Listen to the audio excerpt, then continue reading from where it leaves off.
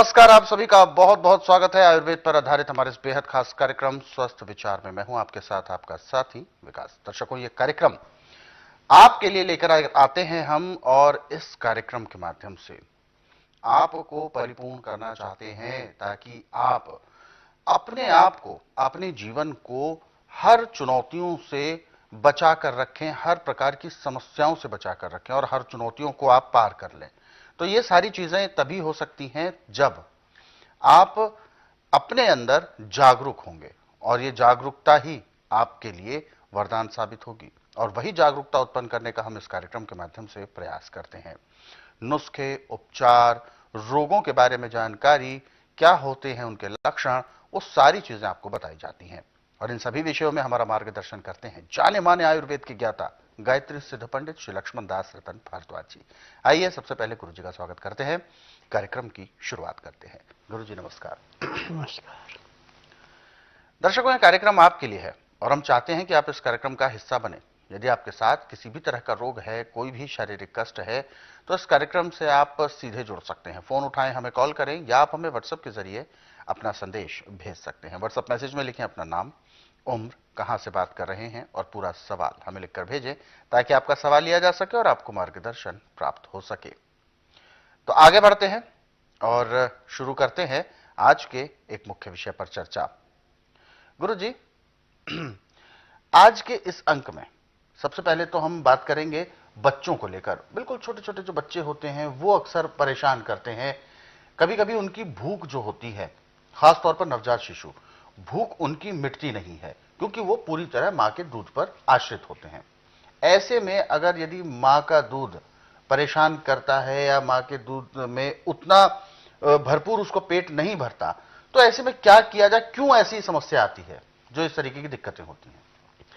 देखिए, जो औरतें बॉडी ज़्यादा कस के रखती हैं, इनकी भी छाती में दूध नहीं होता। अच्छा। और कुछ औरतों को कुदरती दूध नहीं होता। और जब बच्चा ऐसा नवजात भूखा रहे और उसके पास गाय भैंस के दूध की व्यवस्था नहीं है, तो सर्दियों में तो आजकल गाजर है। अच्छा। गाजर का जूस निकालें, उसको छान करके थोड़ा शहद मिला के उसको पिलाएं। वो गाय भैंस के दूध से भी 4 गुना उसमें विटामिन ए है। गुरु जी, ये जो गाजर का जूस आपने बताया है, ये क्या इसकी उम्र सीमा क्या रहती है? कितने साल के बच्चे से लेकर कितने महीने के बच्चे तक पिला सकते हैं? पैदा होते बच्चे से आखिरी सांस लेने बुजुर्ग तक इसको दे सकते हैं। इसमें रेड सेल बढ़ाने की क्षमता सबसे ज्यादा है। गाजर एक किस्म की स्वर्ण परी मानो। अच्छा। या स्वर्ण गुजरिया मानो, क्योंकि गुज्जर के घर में ही भैंसें ज्यादा पाली जाती हैं, वही दूध ज्यादा होता है। और यदि उसकी माँ को भी गाजर का जूस 2 या 3 टाइम दिया जाए तो हफ्ते में एक बच्चे के बजाय 4 बच्चों का दूध पिलाएगी। अच्छा। ये उसकी क्षमता। देखिए, आज एक सबसे बड़ी व्यवस्था है कि हम किसी भी चीज से गौर से ध्यान नहीं देते। बिल्कुल। और आर्टिफिशियल चीजों पे ज्यादा डिपेंड हो जाते हैं। चीनी, चना हुआ आटा, धुली हुई दालें, छिली हुई सब्जियां और आर्टिफिशियल चीजें, ये रोगों को तो बढ़ावा दे सकते हैं, न रोग नहीं कर सकते। स्वास्थ्य विचार इसलिए बदनाम भी है कि हर एक डॉक्टर हकीम के खिलाफ बोलता है। खिलाफ नहीं बोलता, मैं उनकी पोल खोलता हूं। मैं नाड़ी वैद्य हूं जिसको MRI, CT scan, x-ray, ultrasound, ECG, sonography नहीं पकड़ती। उसको मैं 5 सेकंड में बता देता हूं कि इस हिस्से में नुक्सा है। बिल्कुल। और आज मैंने पूरे संसार से एक निवेदन किया है कि चाहे एलोपैथिक लें, चाहे आयुर्वेद, चाहे यूनानी, चाहे होम्योपैथिक, इन्होंने थ्योरियां पढ़ी हैं। थ्योरी के अनुसार वो दवाई देंगे जो बन के आई है, वो आपको लाभ दे ना दे, इनकी कोई जिम्मेदारी नहीं है। परंतु स्वास्थ्य विचार में हर एक रोग की जिम्मेदारी है।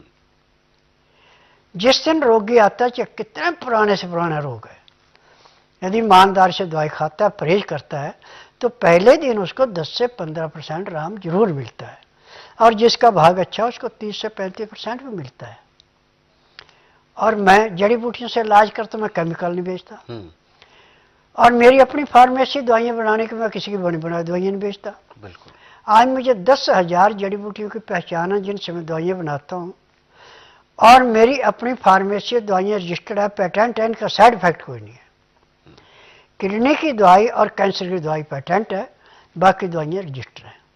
और सबसे बड़ी बात यह है कि दवाई कम लेंगे तो भी लाभ करेगी, ज़्यादा लेंगे तो भी लाभ करेगी, नुकसान कोई नहीं करती। नुकसान कोई नहीं। और एलोपैथी में दवाई ज़्यादा देंगे तो भी नुकसान करेगी, कम देंगे तो लाभ नहीं करेगी। तो लाभ नहीं करती जी।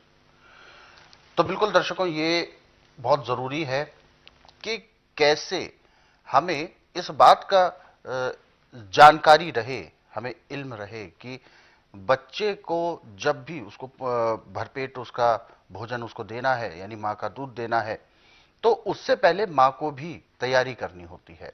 जब भी बच्चा जन्म लेने वाला होता है तभी से दूध की शुरुआत हो जाती है, जन्म लेते ही। और ऐसे में जब जन्म लेने वाला बच्चा होता है तो ऐसी गर्भवती जो स्त्रियां होती हैं उनको इस बात का जरूर ध्यान देना चाहिए, उनका भोजन कैसा है, उनका रहन सहन ठीक होना चाहिए। जो भोजन है वो बिल्कुल अच्छा होना चाहिए, पौष्टिक तत्व वाला होना चाहिए। अपाच्य भोजन जो होते हैं वो नहीं होने चाहिए।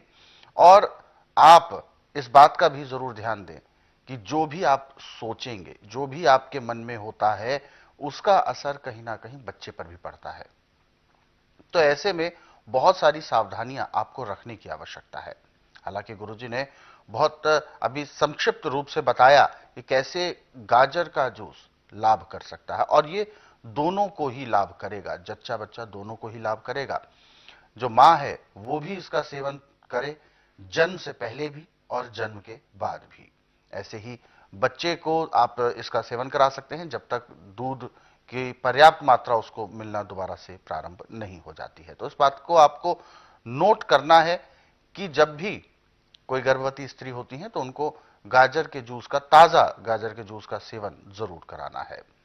हालांकि ऐसे बहुत सारे नुस्खे हैं, बहुत सारे उपचार हैं जिनको आप पढ़ना चाहें तो स्वस्थ विचार पुस्तकों के जरिए पढ़ सकते हैं। और केवल 1, 2 या 3 नहीं, हर किस्म के रोग के बारे में किताबों में वर्णन है। और सबसे बड़ी विशेषता कि उनमें जो उपचार बताए गए हैं, उन उपचारों में जिन चीजों को आप प्रयोग करना है वो सारी चीजें आमतौर पर आपके रसोई घर में ही उपलब्ध होती हैं, या आपके आसपास बहुत आसानी से आपको उपलब्ध भी हो जाती हैं। तो ये पुस्तकें आपके घर में हैं तो ये समझें कि इन पुस्तकों के रूप में एक वैद्य 24 घंटे आपके साथ आपके घर में उपलब्ध है। बस आपको इन पुस्तकों को रोजाना 5 से 10 मिनट पढ़ना है, तो आप अपने रोगों को, अपने परिवार के रोगों को खुद दूर कर सकते हैं, यानी आप अपना वैद्य स्वयं बन सकते हैं। और खास तौर पर ये महिलाओं के पास, गृहिणियों के पास ये पुस्तकें जरूर होनी चाहिए। उनको इस तरीके के जो दादी नानी के नुस्खे होते थे, जो आज के समय में विलुप्त होने के कगार पर हैं, वही दादी नानी के नुस्खे आप खुद जान पाएं, आपके जहन में आपको याद रहे। कभी भी कोई भी ऐसी समस्या हो तो आपके टिप्स पर रहना चाहिए कि कौन सा उपचार किया जाए और किस रोग को खत्म किया जाए। तो ऐसे में आप यदि पुस्तकें मंगवाना चाहते हैं तो घर बैठे मंगवा सकते हैं, आपको कहीं भी जाने की जरूरत नहीं है, आपके घर पर पुस्तकें आएंगी। इसके लिए आपको हेल्पलाइन नंबर्स पर कॉल करना है, जो नंबर आपकी टीवी स्क्रीन पर है। इन्हीं नंबर्स पर आप या तो मैसेज कर सकते हैं व्हाट्सएप पर, या कॉल भी कर सकते हैं। दोनों में से कोई भी विकल्प आप चुनकर अपने जो पुस्तकें हैं, स्वस्थ विचार पुस्तकों का सेट, इसे अपने घर पर मंगवा सकते हैं।